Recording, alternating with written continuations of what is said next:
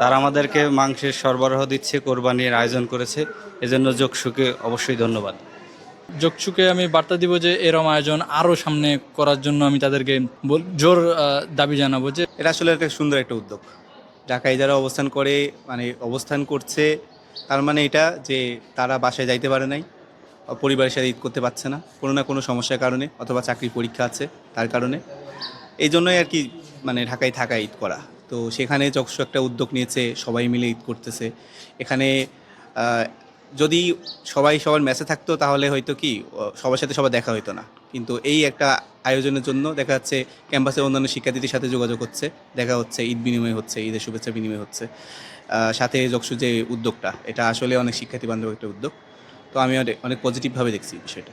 এটাকে অবশ্যই সাধুবাদ জানাই, কারণ আমরা পরিবার ছেড়ে ঢাকা ঈদ করছি, তো বিশ্ববিদ্যালয়টাকে একটা পরিবার হিসেবে গণ্য করি। সেই হিসেবে তারা আমাদেরকে মাংসের সরবরাহ দিচ্ছে, কোরবানির আয়োজন করেছে, এজন্য যোগসুকে অবশ্যই ধন্যবাদ।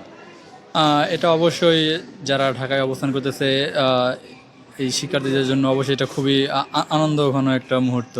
কারণ হয়তোবা অনেক কারণে যেতে পারেনি বাড়িতে, যেমন আমি হয়তোবা টিকিটের কারণে বা বিভিন্ন ব্যস্ততার কারণে যেতে পারিনি, কিন্তু আমি ফ্যামিলির সাথে না থাকতে পেরেও এই যে আমি ক্যাম্পাসে আসলাম, নিজের পরিবেশের সাথে আমি নিজেকে মনে হলো যে আমি বাড়িতে না যেতে পারলেও আমি একটা নিজের পরিবারের মধ্যেই আছি।